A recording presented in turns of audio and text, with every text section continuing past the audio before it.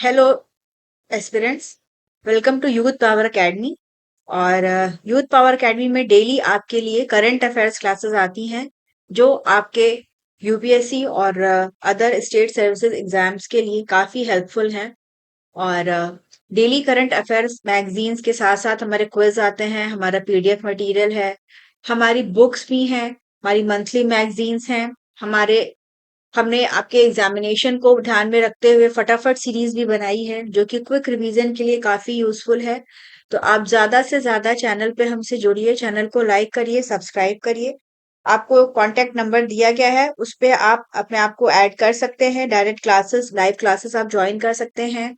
और इसके अलावा जो हमारी मैगजीन्स हैं वो भी आपको अवेलेबल कराई जाती हैं। तो आज 11 मार्च है और चलिए आज का क्लास स्टार्ट करते हैं। ठीक है। तो सबसे पहले जो है वो डब्ल्यूएचओ ने वार्निंग दिया है। एक्चुअली अभी ईरान पे 2 दिन पहले यूएस इजराइल ने उनके ऑयल फैसिलिटीज पे अटैक किया। और उसके बाद से अब चूंकि ऑयल फैसिलिटी पे अटैक हुआ तो जो उससे पूरा जो है वो धुआं निकला, उस जो एशेस थे उसकी वजह से जो पूरा क्लाउड था एकदम पूरा वहां पे आसमान डार्क हो गया। और ब्लैक रेन हो रही है वहां पे पिछले 2 दिनों से। तो इसकी वजह से काफी प्रॉब्लम होती है। तो डब्ल्यूएचओ ने एक वार्निंग जारी किया है और इन्होंने कहा है कि लोगों को जो है वो रेस्पिरेटरी प्रॉब्लम्स हो सकती हैं। मास्क लगा के लोग घरों से निकलें। और ये जो ब्लैक रेन हो रही है, इसके जैसे इसके जब अगर स्किन पे पड़ता है तो इससे जो है वो पैचेस हो जाते हैं, काफी प्रॉब्लम जो है वो हो सकती है। तो इसी के लिए जो है वो डब्ल्यूएचओ ने इनकी एडवाइजरी जो है वो जारी किया है। ब्लैक रेन एक फिनोमेना होता है जिसमें कि जब लार्ज स्केल, बड़े पैमाने पे जब आग लगती है पेट्रोलियम फैसिलिटीज पे, तो जो पर्टिकुलेट मैटर होता है, जो पॉलीसाइक्लिक एरोमेटिक हाइड्रोकार्बन्स होते हैं, ये सब जो है, और जो अदर उनके बाय प्रोडक्ट्स होते हैं, ये मतलब इनकी जो है वो बारिश के थ्रू जो है वो पूरा गिरते हैं। और इसको मतलब सांस तो लेगा ही आदमी, इनहेल करेगा तो उससे काफी हेल्थ रिस्क जो है वो होते हैं। लंग्स पे बुरा इफेक्ट करता है, पूरी बॉडी को इफेक्ट करता है। और स्किन पे जब पड़ता है तो उसको भी डिस्ट्रॉय करता है। तो इसीलिए इन्होंने जो है वो यहाँ पे अपनी एडवाइजरी जारी कर दिया है। फिर चंडीगढ़, इन्होंने 99.93% लिटरेसी रेट अचीव कर लिया है। ये फुल्ली लिटरेट यूनियन टेरिटरी बन गए हैं। और इनके जो गवर्नर हैं, इन्होंने जो है वो अनाउंस किया। और ये सिक्स्थ स्टेट यूनियन टेरिटरी है जो कि इस तरह का इसको फेट अचीव किया है। सेकेंड यूनियन टेरिटरी है। ठीक है। और गवर्नमेंट का understanding life long learning for all in society Ullas initiative है, जिसके तहत जो लिटरेसी रेट है उसको बढ़ाने का काम जो है वो किया जा रहा है। हमारी नेशनल एजुकेशन पॉलिसी भी है कि हमें जो एजुकेशन, जो लिटरेसी रेट है उसको सबसे मतलब ज्यादा करना है। और इसमें बताया है इन्होंने कि जो लिटरेसी रेट है ये 93.7 था, उससे बढ़ के जो है वो 99.93 हो गया है। और 14,711 जो लोग हैं इस प्रोग्राम के तहत, उन्होंने लिटरेसी असेसमेंट का जो टेस्ट है उसको पास किया। तो ये इस तरह से पूछा जाता है कि कौन कौन से, अब इसके पहले जैसे मिजोरम था, है ना, इन लोग ने पहले ही अचीव कर लिया था। तो ये प्रीलिम्स के लिए इंपॉर्टेंट रहेगा। ये भी पूछ सकते हैं कि सबसे पहला स्टेट कौन है जो कि फुल्ली जो है वो लिटरेट हुआ, है ना। बताओ क्या याद है तुम लोगों को सबसे फर्स्ट स्टेट जो कि फुल्ली लिटरेट हुआ? मिजोरम। हाँ, मिजोरम ही है था, है ना। और अभी बाकी में भी जो है वो चल रहे हैं, तो 6 हो गए हैं टोटल। और 2 यूनियन टेरिटरीज, 8 स्टेट्स और यूटीज जो है वो फुली लिटरेट की कैटेगरी में आ गई हैं। फुली लिटरेट मतलब 100% नहीं होता है, मोर देन 97% अगर है तो उसको फुली लिटरेट की कैटेगरी में रखा जाता है। फिर गवर्नमेंट का नेशनल लेप्रोसी इरेडिकेशन प्रोग्राम है। और इसमें जैसे कि पार्लियामेंट का सेशन चल रहा है, 9 तारीख से स्टार्ट हुआ है। और कल जो लोकसभा स्पीकर है, उनका जो उनको रिमूव करने के लिए ऑपोजिशन की तरफ से जो मोशन लाया गया उस पर काफी डिस्कशन हुए। और भी जो चीजें हैं उनका जो है वो डिस्कशन हुआ। तो इसमें जो है वो हेल्थ में इन्होंने बताया है, हेल्थ मिनिस्ट्री की तरफ से बताया गया है कि लेप्रोसी को इरेडिकेट करने के लिए क्या क्या स्टेप्स जो है वो गवर्नमेंट की तरफ से लिए गए हैं। और इसमें बताया कि जो एनएलईपी है, ये एक सेंट्रली स्पॉन्सर्ड स्कीम है और ये जो हमारा नेशनल हेल्थ मिशन है उसके अंतर्गत आता है। इसके तहत जो है वो फंड्स वगैरह एलोकेट किए जाते हैं स्टेट्स को, यूनिट और यूनियन टेरिटरीज को, कि इसका यूज करके प्रायोरिटी बेसिस पे जो लेप्रोसी के केसेस है उनको वो हैंडल करें। लेप्रोसी या चर्म रोग, कुष्ठ रोग, ये क्रॉनिक डिजीज होती है और इसकी वजह से जो है इसके जो इसका जो पता है वो भी थोड़ा देर से चलता है। हाथ पैर जो है वो उंगलियां वगैरह गलने लगती हैं इसमें।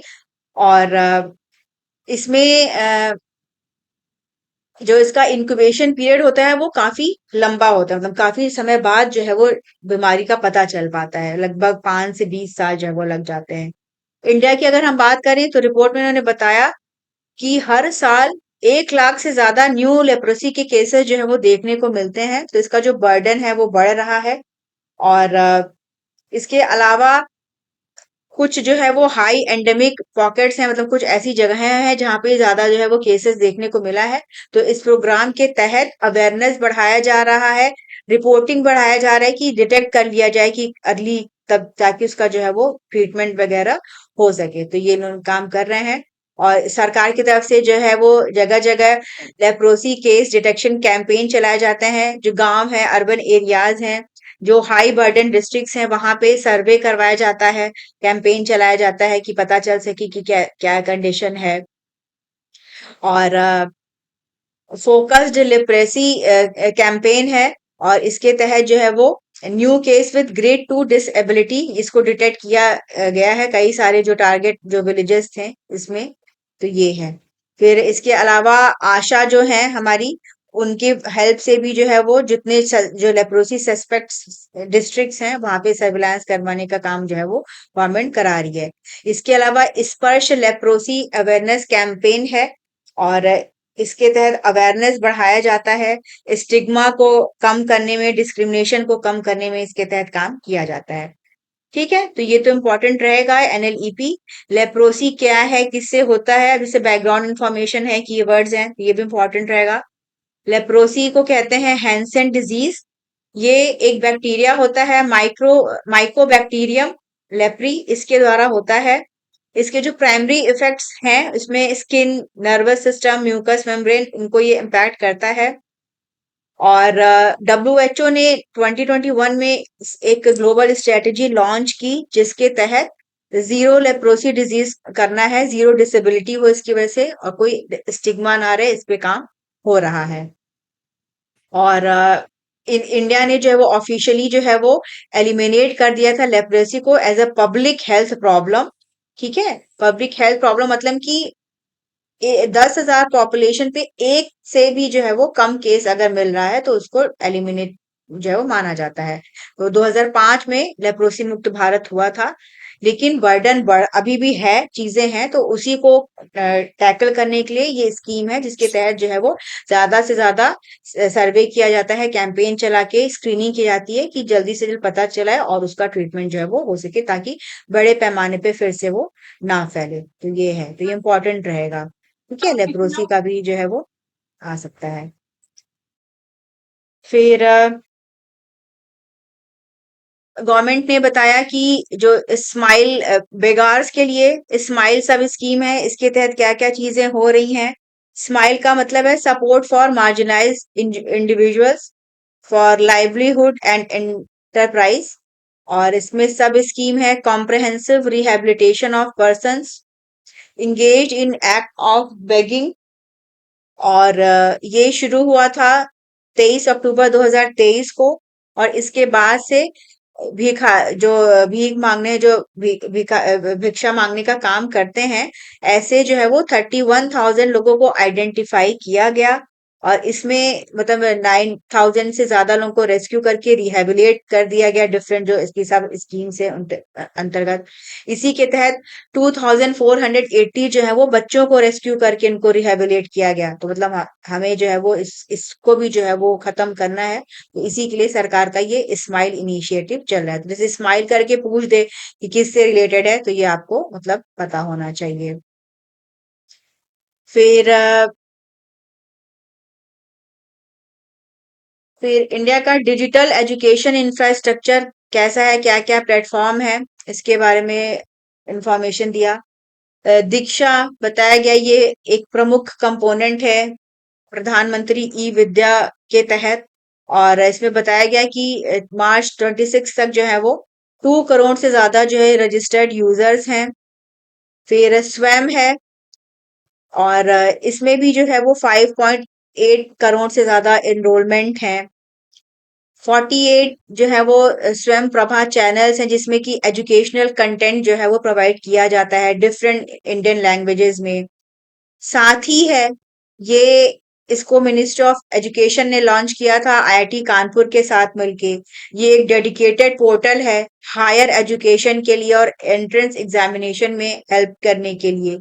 और इसको जो है वो 7 DJ स्वयं प्रभा चैनल्स के थ्रू, मतलब इन सारे चैनल्स पे जो जो बच्चे प्रिपरेशन करते हैं हायर एजुकेशन के लिए, एंट्रेंस एग्जामिनेशन के लिए, उनको जो है वो प्रोवाइड किया जाता है।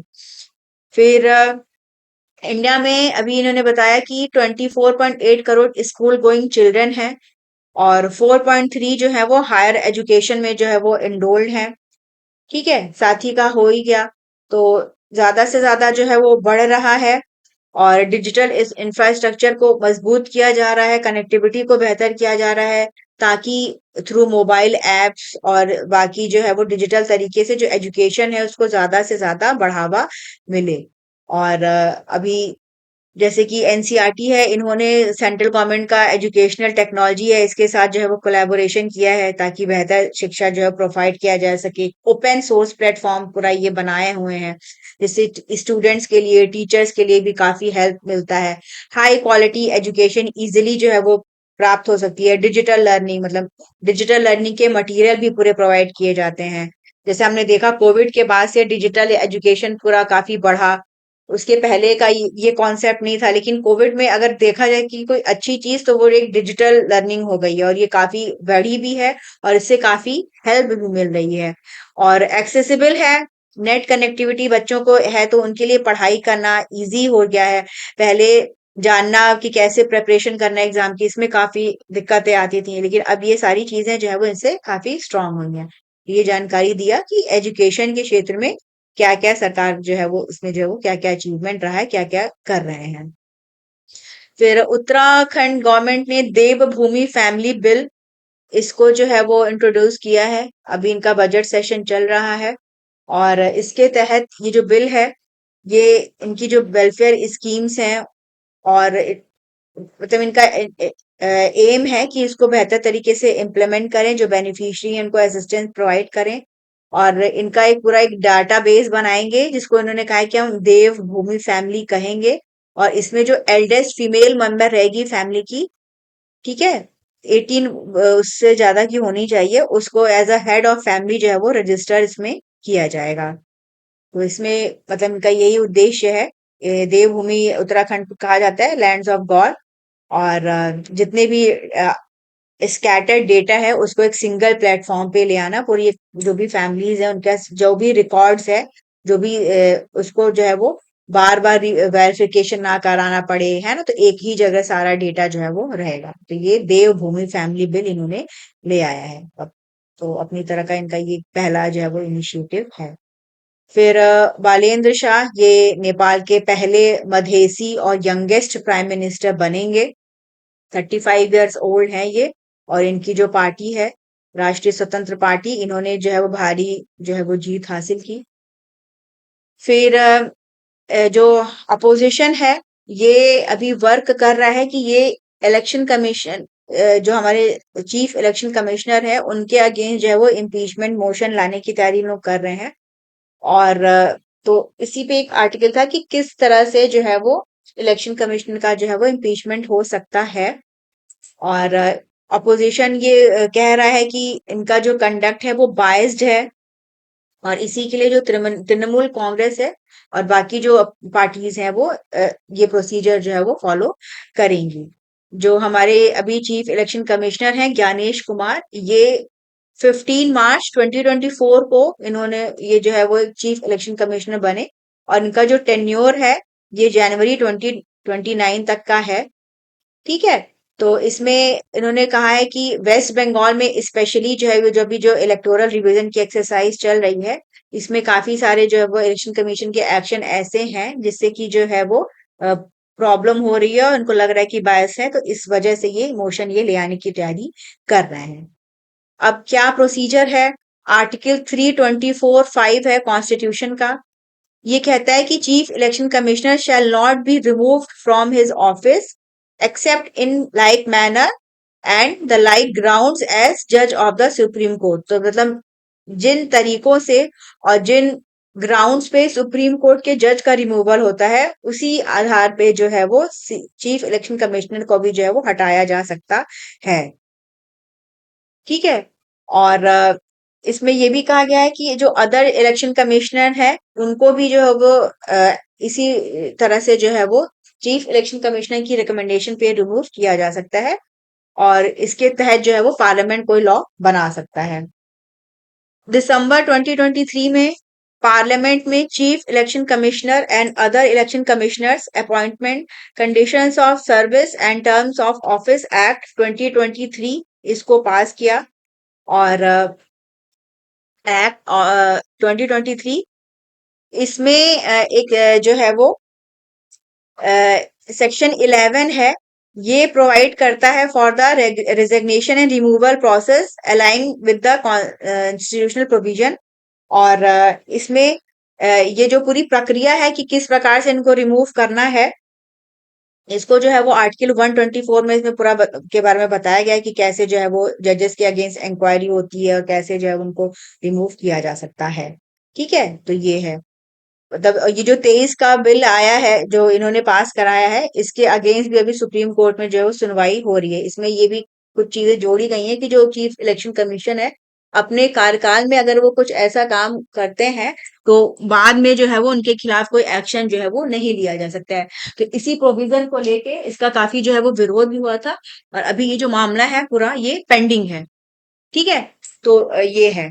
फिर आर्टिकल 124 की बात करें तो इसके तहत अगर किसी भी जज को मतलब उसी उसी बेसिस पे इनका भी रिमूवल होता है सीईसी का, तो रिमूव करना है तो एक एड्रेस होगा दोनों हाउसेस में और इसमें जो है वो इसको सपोर्ट करना पड़ेगा by majority of total membership of that house and by majority of not less than 2/3 of the members present and voting.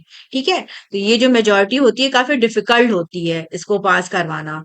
ठीक है, लेकिन टाइम टू टाइम पे जो है वो लोग यूज इसको करते हैं।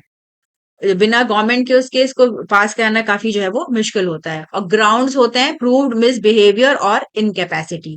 जैसे अभी हमने देखा था पिछले साल जो है वो एक जस्टिस इलाहाबाद के हाई कोर्ट के जस्टिस वर्मा थे, उनका केस हुआ था तो उनके अगेंस्ट भी मोशन लाया गया है और अभी जो प्रोसीजर है वो चल रहा है, पेंडिंग है पार्लियामेंट में। ठीक है, और इसमें जो मोशन है उसको 100 जो है वो लोकसभा एमपीज के द्वारा साइन होना होता है और 50 जो है वो राज्यसभा एमपीज का। फिर जो स्पीकर या चेयरमैन होता है वो डिसाइड करता है कि वो मोशन को एडमिट करेगा या नहीं करेगा। अगर एडमिट कर लेता है तो 3 मेंबर कमेटी बनती है। इस 3 मेंबर कमेटी में सुप्रीम कोर्ट के जज होते हैं, हाई कोर्ट चीफ जस्टिस होते हैं और कोई डिस्टिंग्विश जूरिस्ट होता होता है। ये पूरे मामले को जो है वो देखते हैं, इन्वेस्टिगेट करते हैं और अगर वो गिल्टी पाते हैं, ठीक है, तो ये मोशन फर्दर पार्लियामेंट में जाता है और जब पास हो जाता है तो जज का रिमूवल होता है। और मतलब प्रावधान है लेकिन अभी तक कोई जज जो है वो इंडिया में रिमूव नहीं हुआ है क्योंकि पास कराना अपने आप में 2/3 मेजोरिटी से वो एक थोड़ा सा डिफिकल्ट टास्क हो जाता है। फिर नो कॉन्फिडेंस मोशन ले आया गया है लोकसभा स्पीकर के अगेंस्ट अपोजिशन के द्वारा। और ये भी इस तरह के मोशन जो है वो काफी रेयर होते हैं, पॉसिबिलिटी नहीं होती है इनके सक्सेसफुल होने की क्योंकि जो गवर्नमेंट होती है उसके पास पूरी मेजोरिटी रहती है। तो अभी इस पे जो है वो कल से जो है वो बहस हो रही है। काफी रेयर इसको यूज किया गया है भारत के जो पार्लियामेंट्री हिस्ट्री है और सिर्फ 3 बार ऐसा हुआ है कि स्पीकर के अगेंस्ट नो कॉन्फिडेंस मोशन लाया गया हो। सबसे पहले 1954 में जो सबसे पहले स्पीकर थे जीवी मावलांकर, उनके अगेंस्ट जो है वो ऐसा ले आया गया था मोशन। फिर 1966 में हुकुम सिंह, उनके अगेंस्ट लेके आया गया था। और 1987 में बलराम जाखर के अगेंस्ट जो है वो इस तरह का मोशन लाया गया था। तीनों ही केसेस में मोशन फेल्ड हो गया था। और तो मतलब ये बताते हैं कि जो प्रोसीजरल डिफिकल्टीज हैं कि इजीली जो है वो रिमूव नहीं किया जा सकता है। तो इस पे भी जो है वो अब हो रहा है। आज मेरे ख्याल से ये मैटर जो है वो पूरा हो जाएगा।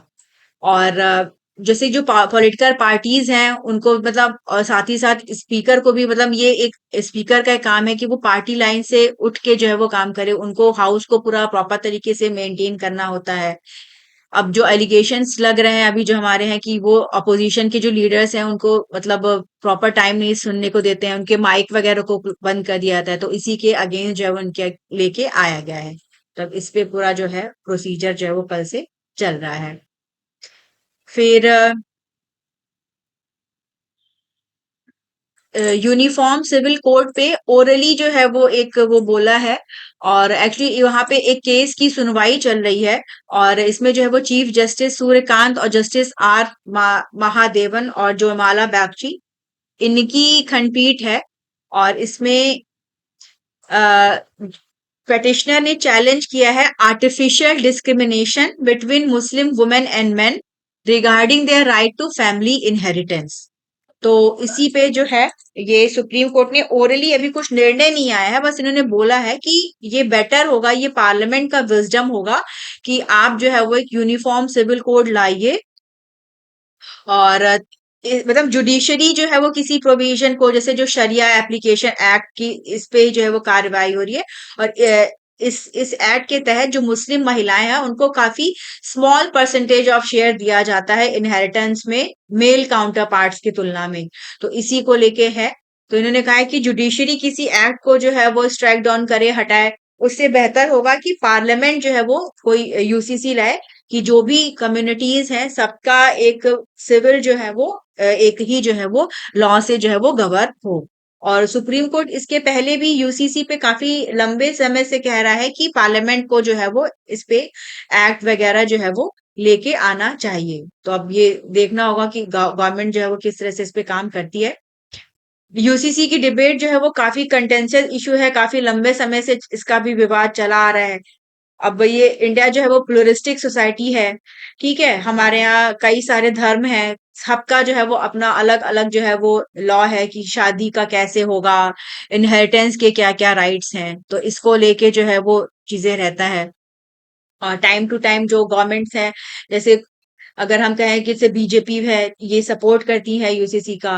अदर जैसे कांग्रेस है, इन लोग जो है वो विरोध करते हैं। इनका कहना है कि हर जो भी कम्युनिटी है उसके जो अंदर से जो है वो उनके आना चाहिए ट्रांसफॉर्मेशन, और हमें सेम जो है वो नहीं कर सकते हैं। बहुत सारे ट्राइबल कम्युनिटीज भी हैं, सबका अलग अलग जो है वो रूल्स और लॉज होते हैं। तब इस पे देखना होगा कि क्या है। और directive principle of state policy, इसका जो आर्टिकल 44 है, ये पार्ट 4 ऑफ द कॉन्स्टिट्यूशन है। इसमें कहा गया है कि यूसीसी जो है वो एक हो सकता है। और ये लेकिन जो है वो जुडिशियली इन्फोर्सेबल नहीं है, जैसे कि हमारा फंडामेंटल राइट्स और ये हैं। तो इस पे एक्ट जो है वो गवर्नमेंट को ही बनाना होगा। और इसके पहले जैसे बताया कि कई केसेस हुए हैं। शाहबानो केस हुआ था 1985 में। उस टाइम पे जो है वो काफी वो हुआ था, पॉलिटिकल एक पूरा चला था। एक महिला थी शाहबानो, जिनको उनके हस्बैंड ने जो है वो डाइवोर्स दे दिया था, और उसके बाद से उनको प्रॉपर्टी में कुछ नहीं मिला था। फिर उसके बाद से जो गवर्नमेंट थी उसने नया रूल लाया था। तो ये लंबे समय से ये चला आ रहा है। कुछ लोग इसको सपोर्ट करते हैं, कुछ लोग इसको विरोध करते हैं। तब देखना होगा कि आगे आने वाले टाइम में किस तरह से इस पे गवर्नमेंट एक्ट ले आती है, क्या करती है। तो मतलब यूसीसी के लिए प्रावधान है भारतीय कॉन्स्टिट्यूशन में। और ओरली सुप्रीम कोर्ट भी काफी बार कह चुका है। और क्योंकि सुप्रीम कोर्ट अगर किसी लॉ को खारिज करता है तो वो उनके फिर उसमें आता है जुडिशरी में। तो उनका कहना है कि पार्लियामेंट ही इस पे जो है वो एक्ट करे।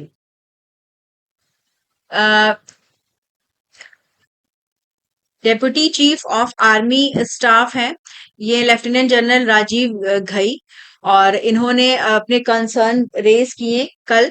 और इसमें इन्होंने बोला है कि जो 72% जो चाइना का जियाकोंग या वेल ऑफ विलेजेस हैं, वो जो लाइन ऑफ एक्चुअल कंट्रोल है उसके आसपास बन रहे हैं।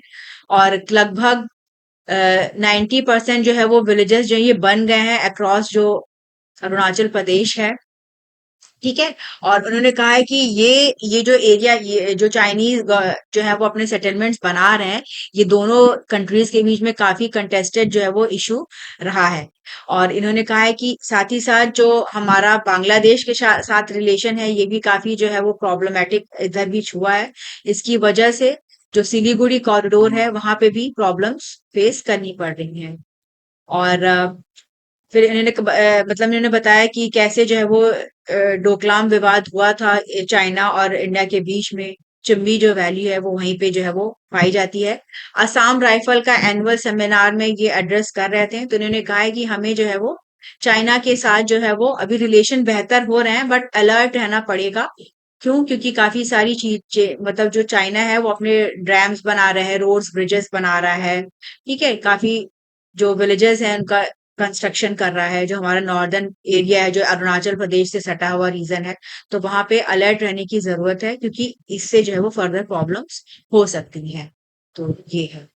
फिर डीआरडीओ और इंडियन नेवी, इन्होंने इन फ्लाइट रिलीज किया, ट्रायल किया indigenously developed air droppable container ADC-150।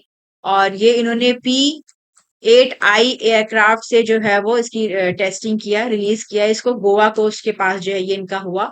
ये 21 फरवरी से 1 मार्च तक जो है ये ट्रायल्स जो है वो हुए। और इसमें देखा गया कि कितना जो है वो कितनी टेस्ट से जो है ये पता चला कि सिस्टम जो है वो कितना रिलायबल है, कितने बेहतर तरीके से काम करता है।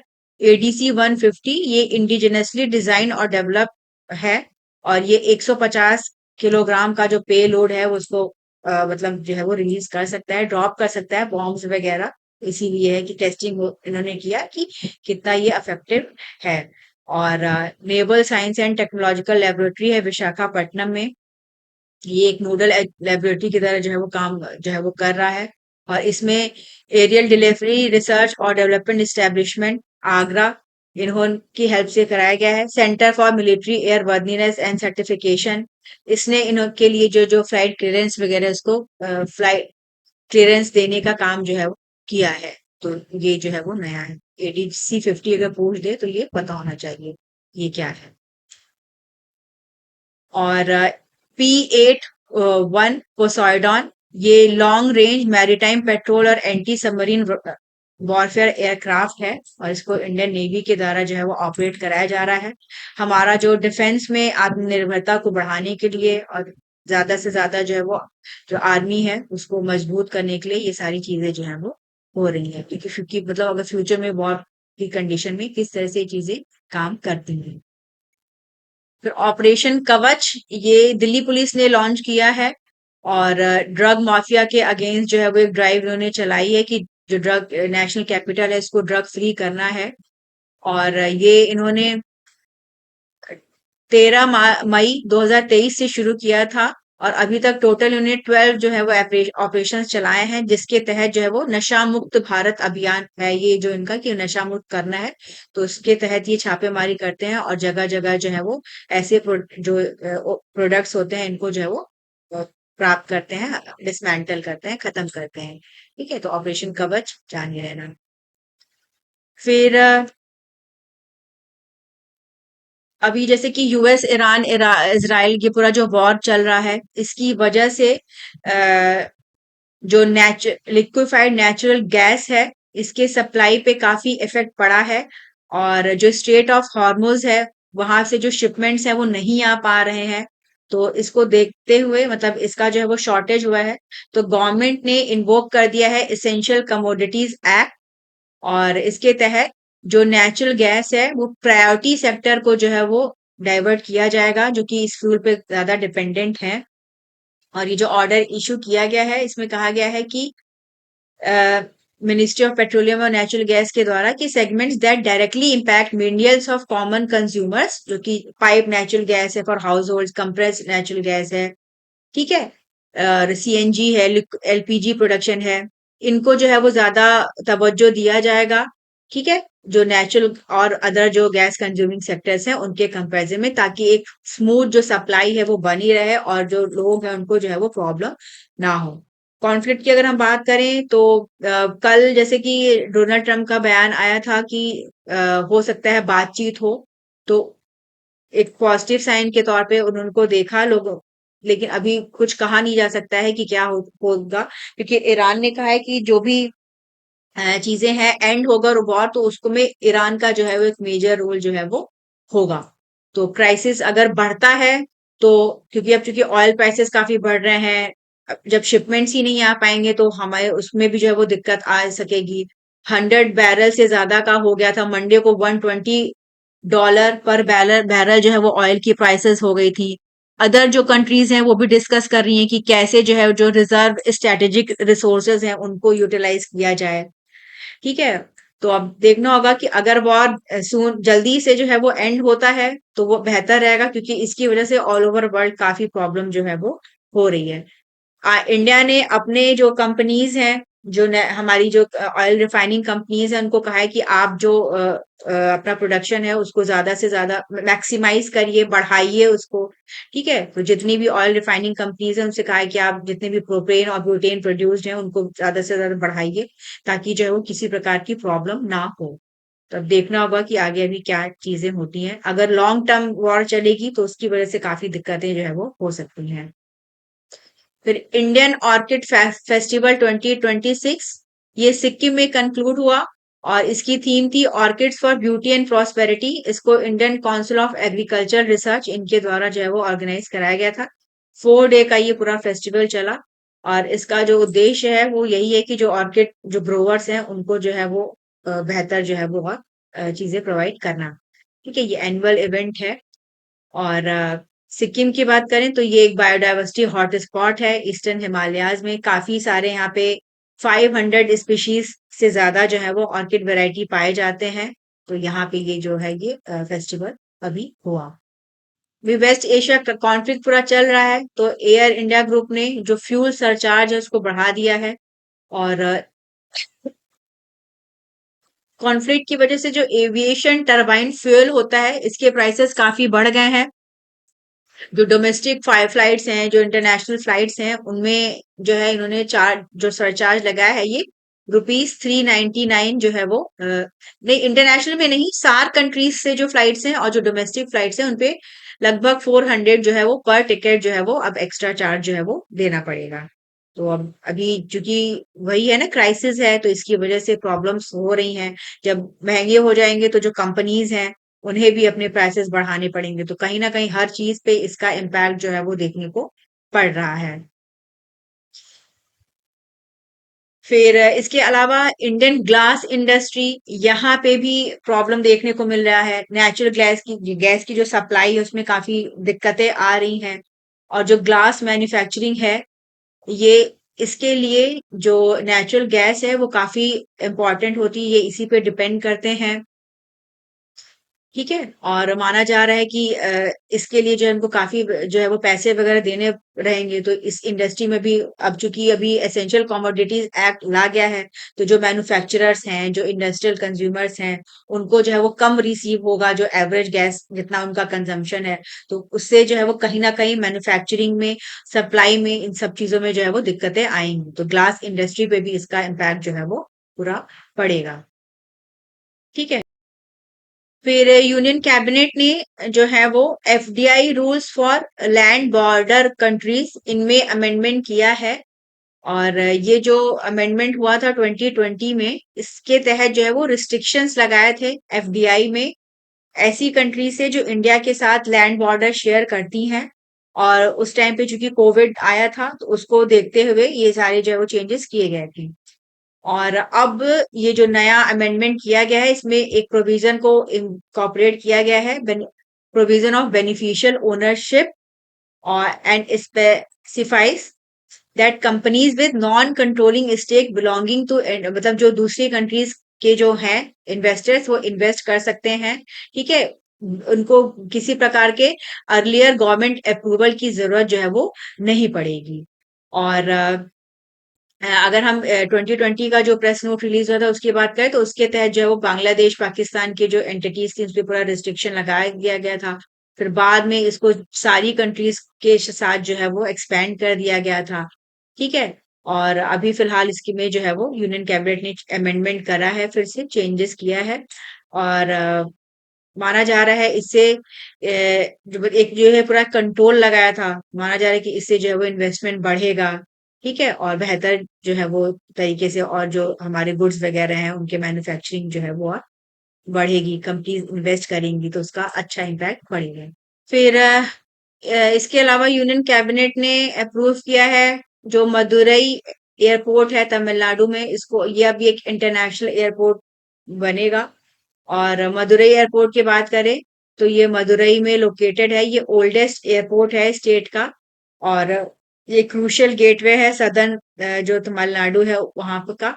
तो अब इसको जो है वो इंटरनेशनल एयरपोर्ट गवर्नमेंट के द्वारा बनाएगा।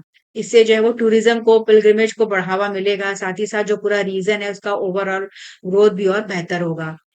और इंटरनेशनल एयरपोर्ट बनने से जो है वो इंटरनेशनल पिलग्रिम्स भी आएंगे, बिजनेस बढ़ेगा, तो जो सिटी है उसका जो हिस्टोरिकल प्रोमिनेंस है वो बढ़ने की उम्मीद है। ठीक है, मदुरई की बात करें तो यहाँ पे मीनाक्षी अम्मम टेम्पल है और इसी के लिए सबसे ज्यादा फेमस है, और काफी जो है वो ये पवित्र मंदिर माना जाता है। जो हिंदू हैं पिलग्रिम्स वो यहाँ पे जाते हैं, दर्शन करते हैं।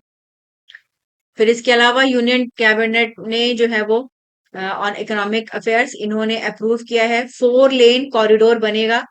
इसका डेवलपमेंट होगा बदनावर, पेतलावाड़, थांडला, तिमारवानी सेक्शन, ये नेशनल हाईवे 752D, इसके लिए इसका जो है वो इन्होंने अप्रूवल किया है। और इससे माना जा रहा है कि उज्जैन से तिमरावनी की जो कनेक्टिविटी है वो बेहतर होगी, और साथ ही साथ ये दिल्ली मुंबई जो एक्सप्रेस वे है उसकी जो कनेक्टिविटी है वो भी अच्छी होगी, ट्रेवल एफिशिएंसी बढ़ेगी।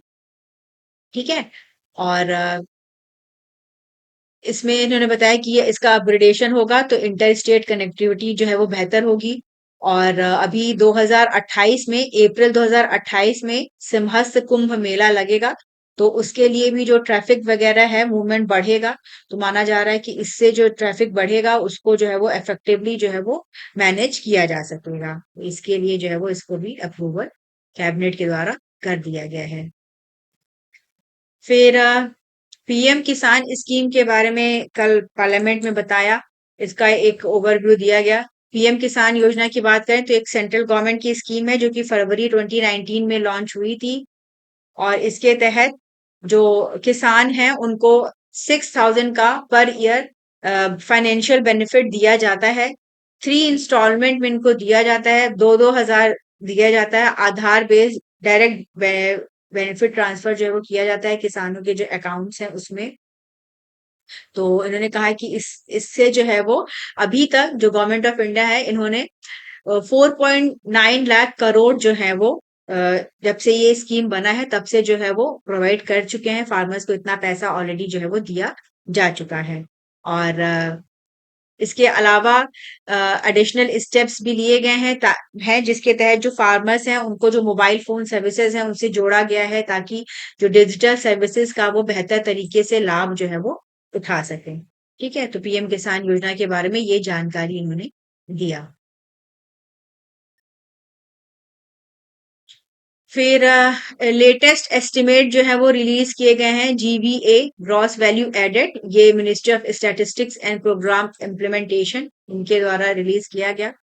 और इसमें बताया कि जो एग्रीकल्चर और एलाइड सेक्टर का टोटल जीवीए में जो कंट्रीब्यूशन है वो 18% है।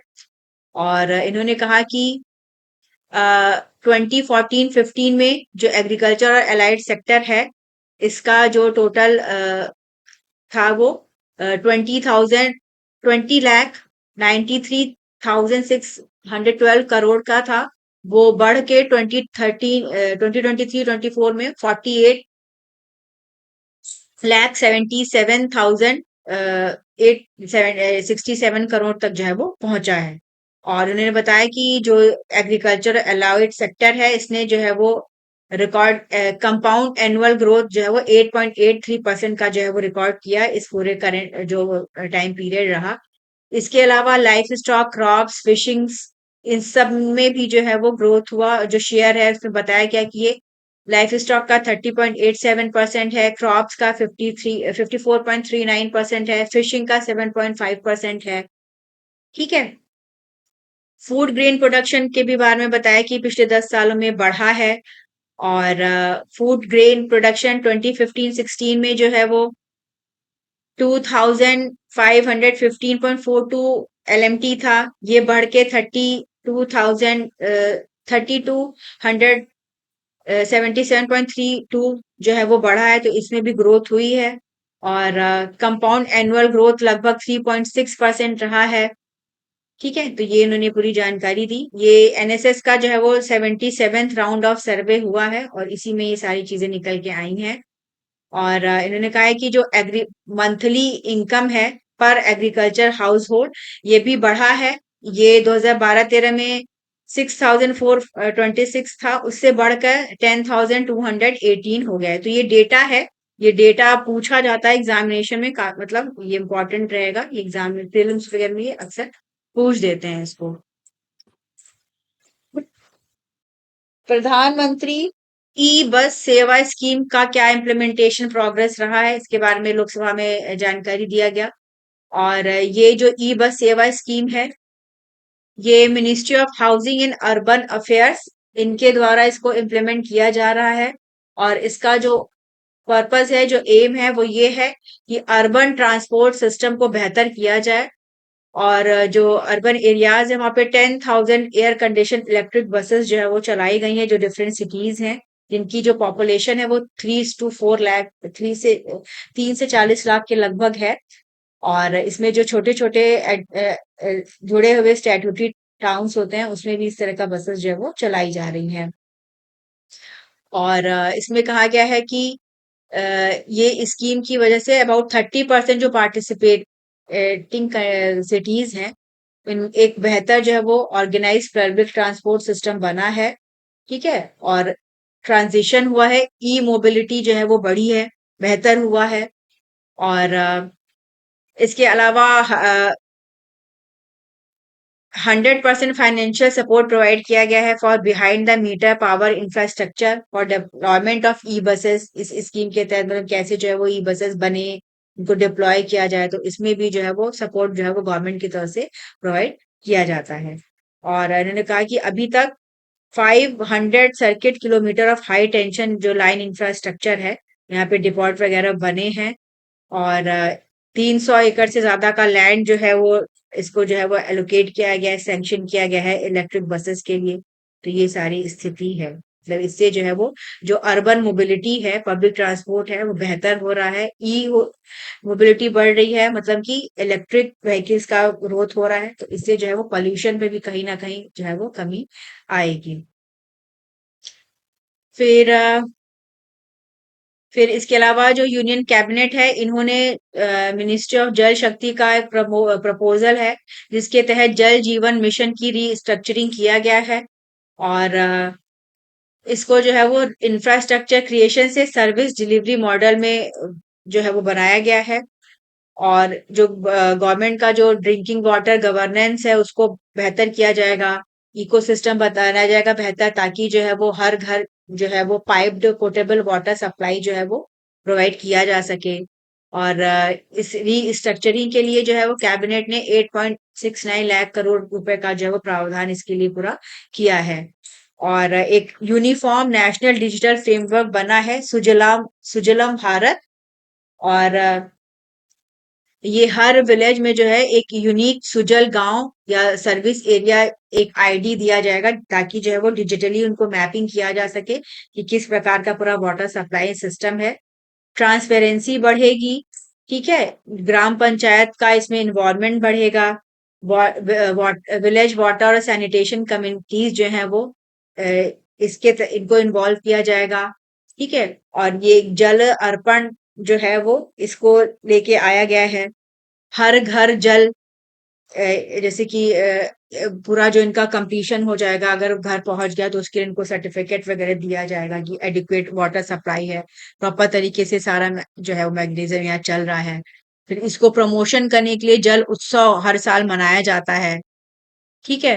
और इसमें बताया गया है एसबीआई का रिसर्च रिपोर्ट में कि जो हमारा जल जीवन मिशन है, इससे जो है वो 9 करोड़ जो महिलाएं हैं उनको काफी फायदा हुआ है। उनको दूर दराज पहले जाना पड़ता था वाटर के लिए, तो अब वो उनको हेल्प मिली है।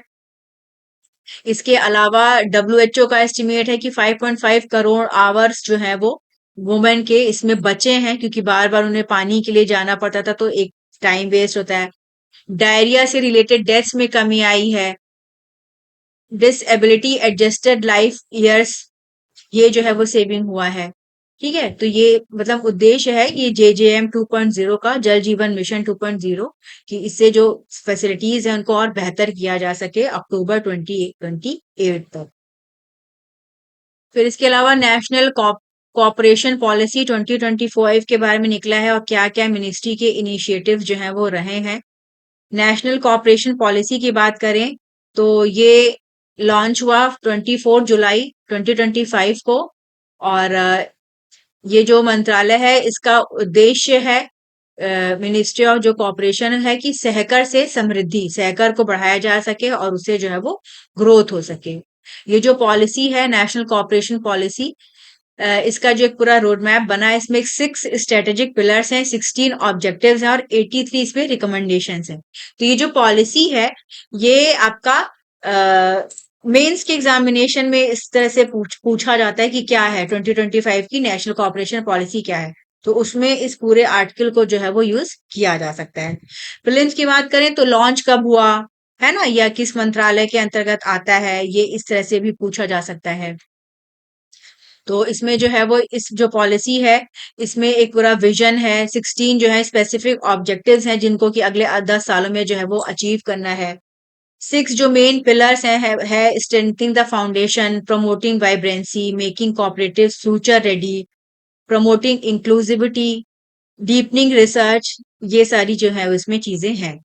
मिनिस्ट्री ऑफ कॉपरेशन की बात करें तो ये बना था 2021 में, ये भी पूछा जा चुका है क्योंकि अभी ये नया, एक तरह से नया ही मंत्रालय है, 2021 में बना है। और कोऑपरेटिव सेक्टर को और बेहतर करने के लिए, कोऑपरेटिव मूवमेंट को और स्ट्रेंथन करने के लिए ये वर्क कर रहा है।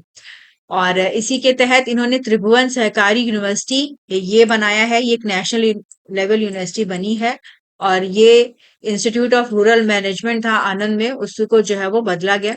और त्रिभुवन सहकारी यूनिवर्सिटी बिल ये पिछले साल गवर्नमेंट ने पार्लियामेंट में पास किया, मार्च और अप्रैल में। ठीक है, और उसके बाद 6 अप्रैल को ये यूनिवर्सिटी जो है वो स्टैब्लिश हुई। इसके अलावा यूनाइटेड नेशंस ने भी इंटरनेशनल ईयर ऑफ कोऑपरेटिव्स घोषित किया था, जो हमारा 2025 का ईयर रहा। ठीक है, तो ये कोऑपरेटिव के बारे में पूरी जो है वो इन्फॉर्मेशन इन्होंने दी। तो ये पूछा जा सकता है पॉलिसी के बारे में, और बाकी इसमें ये सारी चीजें भी आएंगी। फिर इंडिया में कौन कौन से फिशरीज रिसर्च इंस्टीट्यूट्स के बारे में एक पूरा इंफॉर्मेशन था। तो ये जो इंस्टीट्यूट्स हैं इनका जो लोकेशन है ये इंपॉर्टेंट रहेगा। जैसे central institute of fisheries education ये मुंबई में है, Maharashtra. Central marine fisheries research institute Kochi Kerala में है। फिर central inland fisheries research institute ये कोलकाता में है। Central institute of fresh water aqua culture ये भुवनेश्वर उड़ीसा में है। उत्तराखंड में भी है, भीमताल में central institute of cold water fisheries research है। उत्तर प्रदेश के लखनऊ में national bureau of fish genetic resources है। तो ये इनका लोकेशन ये इंपॉर्टेंट रहेगा, कभी कभी जो है वो इसमें इस तरह से क्वेश्चंस पूछे जाते हैं। फिर सी फूड एक्सपोर्ट के बारे में इंफॉर्मेशन दिया गया कि इंडिया का जो सी फूड एक्सपोर्ट है ये बढ़ा है, और 2021 के कंपैरिजन में उस टाइम पे 43,720.98 करोड़ से बढ़कर 62,408.4 करोड़ हो चुका है। और एक्सपोर्ट क्वालिटी भी बढ़ी है। ठीक है, sea food export to USA, ये भी इसके बारे में बताया गया कि ये भी बढ़ा है। और सी फूड की बात करें तो हमारा प्रधानमंत्री मत्स्य संपदा योजना है, ये एक फ्लैगशिप स्कीम है जिसके तहत जो फिशरी सेक्टर है, जो एक्वा कल्चर से रिलेटेड चीजें हैं, इनको और बेहतर किया जा रहा है। गवर्नमेंट इसको सपोर्ट प्रोवाइड कर रही है। एक ये ब्लू रिवॉल्यूशन की बात करता है, इसमें टेक्नोलॉजी वगैरह को ले आके जो इस सेक्टर से जुड़े जो लोग हैं उनको ये और बेहतर करने पे काम कर रहा है। ठीक है, तो इसमें प्रोडक्शन वगैरह पूरा जो है वो बढ़ा है। और इंडिया की बात करें तो इंडिया जो लार्जेस्ट प्रोड्यूसर और एक्सपोर्टर है फिश और फिश से रिलेटेड प्रोडक्ट्स का। यूएस जो है वो ट्रम्प इन्होंने कहा है कि थ्रेट दिया है कि ये ईरान पे 20 टाइम्स हार्डर जो है वो स्ट्राइक करेंगे। तो इसमें ईरान की तरफ से रिस्पांस किया गया है कि अगर स्टेट ऑफ हॉर्मुज के तरफ से जो है ऑयल को ये जो है वो पूरा रोक देंगे अगर ऐसा कुछ हुआ तो। ठीक है। और इन्होंने कहा है कि state of Hormuz will either be a state of peace and prosperity और it will be a state of defeat and suffering for war mongers. तो ये विवाद है, अब देखो इसमें क्या चीजें जो है वो आता है। स्टेट ऑफ हॉर्मुज काफी क्रिटिकल एक मेरीन जो पॉइंट्स है, जो इंडिया को मतलब जो ऑल ओवर वर्ल्ड का जो ऑयल है वो इसी रूट के थ्रू आता है। अब एक्चुअली क्या हो कि कॉन्फ्लिक्ट होने के बाद से एक तो जो शिपमेंट्स है उनका पहुंचना मुश्किल हो रहा है। जो इंश्योरेंस है कंपनीज हैं उन्होंने कह दिया कि अगर आप इस रूट से अपनी शिप्स ले भी जाते हो, बंद नहीं हुआ है तो हम आपको इंश्योरेंस वगैरह नहीं देंगे। तो इसकी वजह से जो शिप्स वगैरह हैं वो जा भी नहीं रही हैं। तो इसी वजह से और प्रॉब्लम जो है वो हो रही है। तो सब जो है वो ऑयल प्राइसेस बढ़ गए हैं, सप्लाईज में जो है वो कमी आ गई है। तो अब इनका देखना होगा कि कितना क्या चीजें होती हैं। फिर साइंस टेक्नोलॉजी की बात करें तो रिसर्चर्स ने नया मेथड डेवलप किया है जिसके तहत ये बैक्टीरिया का जो नेचुरल प्रोटीन मेकिंग फैसिलिटीज है उसको हाईजैक करके स्पेसिफिक जो प्रोटीन ऑफ इंटरेस्ट है उसको मैन्युफैक्चर करेंगे। और इसके लिए इन्होंने बैक्टीरिया सेल का जो न्यूट्रिएंट गेट होता है उसको ट्रोजन हॉर्स में कन्वर्ट किया है। मतलब ट्रोजन हॉर्स का मतलब ऐसा होता है कि हाइड करना, कि मतलब ये लगेगा कि ये बेनिफिशियल है बट ये एक तरह वायरस का काम करता है ये। तो ये एक नए तरीके से जो है वो इंजीनियरिंग किया है बैक्टीरियल ट्रांसपोर्टर्स में, और इससे जो है वो आर्टिफिशियल अमीनो एसिड्स जो है ये बनाएंगे। और जितने भी नेचुरल प्रोटीन्स हैं वो 20 नेचुरल अमीनो एसिड से बनते हैं। और जो केमिकल सिंथेसिस भी होता है, काफी जो आर्टिफिशियल अमीनो एसिड्स भी बनाए जाते हैं। ठीक है, इनकी अलग कुछ प्रॉपर्टीज होती हैं। इसमें जो है वो P azido L phenyl alanine होता है। और इससे जो है वो जो ड्रग किसी डिजीज वगैरह के ट्रीटमेंट में जो प्रेस्क्रिप्शन ड्रग अटैचमेंट में जो है वो हेल्प मिलती है। तो इसमें काफी सारे अभी जो है वो प्रॉब्लम्स आते थे, चैलेंजेस इन लोगों को फेस करने पड़ते थे अगर इन्हें जो है वो आर्टिफिशियल एमिनो एसिड्स बनाना होता था इनटू द रिबोसोम को यूज करके। तो अब ये बैक्टीरिया में ही चेंजेस करके जो है वो अपने अकॉर्डिंग जो है वो प्रोटीन को जो है वो बना सकेंगे। तो ये एक नया जो है वो काफी एक सिग्निफिकेंट जो है वो ये रिसर्च है। और इसमें जो रिसर्चर्स हैं इन्होंने आइडेंटिफाई किया है, मतलब एग्जैक्ट मॉलिक्यूल फेरिंग पेप्टाइड्स को जो है वो आइडेंटिफाई किया है सेल में। और इसमें एक एबीसी ट्रांसपोर्टर है जो कि नॉर्मली इंपोर्ट करता है स्मॉल प्रोटीन फ्रेगमेंट को, फूड को। ठीक है, इसी को जो है वो यूटिलाइज करके ये इन्होंने इसमें ये पूरा अभी नए सिरे से प्रोटीन वगैरह जो है वो बना पाएंगे। तो ये एक नया एक अचीवमेंट है।